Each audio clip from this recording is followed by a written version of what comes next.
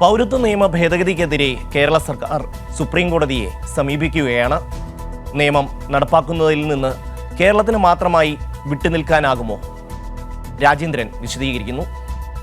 പൗരത്വ ഭേദഗതി നിയമം കേരളത്തിൽ നടപ്പിലാക്കില്ല എന്ന് കേരള സർക്കാർ അസന്നിഗ്ധമായി പ്രഖ്യാപിച്ചു കഴിഞ്ഞു. അതെങ്ങനെയെന്നാണ് പലരും ചോദിക്കുന്നത്.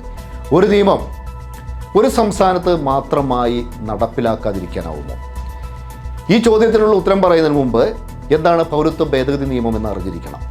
പാകിസ്ഥാൻ, അഫ്ഗാനിസ്ഥാൻ, ബംഗ്ലാദേശ് ഈ 3 രാജ്യങ്ങളിൽ നിന്നുമുള്ള ഹിന്ദുക്കൾ, ക്രിസ്ത്യാനികൾ, പാഴ്സികൾ, ബുദ്ധന്മാർ, ജൈനമതക്കാർ ഇവർ ഇന്ത്യയിലെത്തി, കുടിയേറ്റക്കാരായി ഇന്ത്യയിലെത്തി ഇവിടെ കുറച്ചു കാലം താമസിച്ചു കഴിഞ്ഞതിന് ശേഷം ഇവർക്കെല്ലാം തന്നെ ഇന്ത്യൻ പൗരത്വത്തിന് അപേക്ഷിക്കാൻ സാധിക്കും. അവർക്കെല്ലാം തന്നെ ഇന്ത്യൻ പൗരത്വം ലഭിക്കും. എന്നാൽ ഇതേ 3 രാജ്യങ്ങളിൽ നിന്നുമുള്ള മുസ്ലിം വിഭാഗത്തിൽപ്പെട്ടവർ ഇന്ത്യയിലേക്ക് വന്നു കഴിഞ്ഞാൽ ഒരു കാരണവശാലും ഇവർക്ക് പൗരത്വം ലഭിക്കില്ല.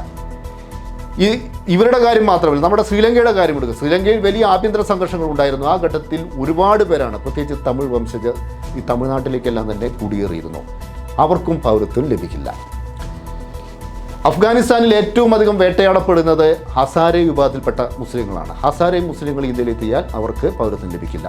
പാകിസ്ഥാനിൽ ഏറ്റവും അധികം വേട്ടയാടപ്പെടുന്നത് അഹമ്മദീയ മുസ്ലിം വിഭാഗക്കാരാണ്. അവർക്കൊരിക്കലും തന്നെ ഇന്ത്യയിലെത്തിയാൽ പൗരത്വം ലഭിക്കില്ല. ചുരുക്കി പറഞ്ഞാൽ മുസ്ലിങ്ങളായവർക്ക് ഇന്ത്യയിൽ പൗരത്വം ലഭിക്കില്ല. മുസ്ലിങ്ങളായ കുടിയേറ്റക്കാർക്ക് ഇന്ത്യയിൽ പൗരത്വം ലഭിക്കില്ല.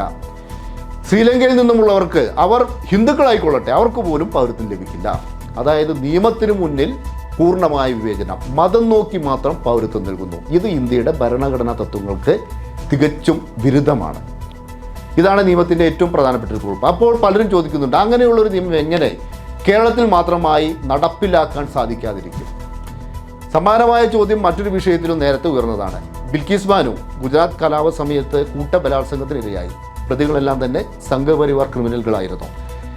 ഇവരെല്ലാം തന്നെ കോടതി ശിക്ഷിച്ചു. അതിനുശേഷം സ്വാതന്ത്ര്യത്തിൻ്റെ 75ാം വാർഷികത്തിൻ്റെ ഒരു പ്രത്യേക ആനുകൂല്യങ്ങളെല്ലാം ഉപയോഗപ്പെടുത്തിക്കൊണ്ട് നരേന്ദ്രമോദി സർക്കാരും ഗുജറാത്ത് സർക്കാരും അവരെയെല്ലാം തന്നെ ആ കൊടും കുറ്റവാളികളെ ജയിലിൽ നിന്നും മോചിപ്പിച്ചു. അതിനെതിരെ CPMൻ്റെ പൊളിറ്റ് ബ്യൂറോ അംഗമായ സുഭാഷിണി അലി സുപ്രീം കോടതിയെ സമീപിച്ചു.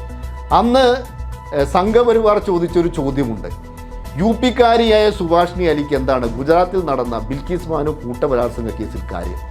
അത് വേണമെങ്കിൽ ഗുജറാത്തിൽ ആരെങ്കിലും കൊടുക്കട്ടെ, അതുമല്ലെങ്കിൽ അതിൻ്റെ ഇരയായ ബിൽക്കിസ് ബാനു കൊടുക്കട്ടെ. എന്താണ് ഇവർക്ക് ഇതിനകത്ത് കാര്യം? ഇപ്പോൾ പൗരത്വ ഭേദഗതി നിയമത്തിൽ എന്താണ് കേരള സർക്കാരിൻ്റെ കാര്യമെന്ന് BJP-ക്കാർ ചോദിക്കുന്ന സമാനമായൊരു ചോദ്യം അവരും ചോദിച്ചു.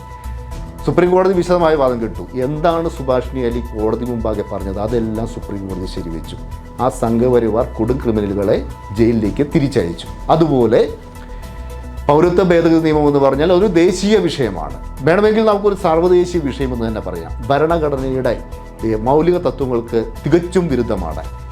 അതിനെ സുപ്രീം കോടതിയിൽ കേരളം ഇതാ ചോദ്യം ചെയ്യുന്നു.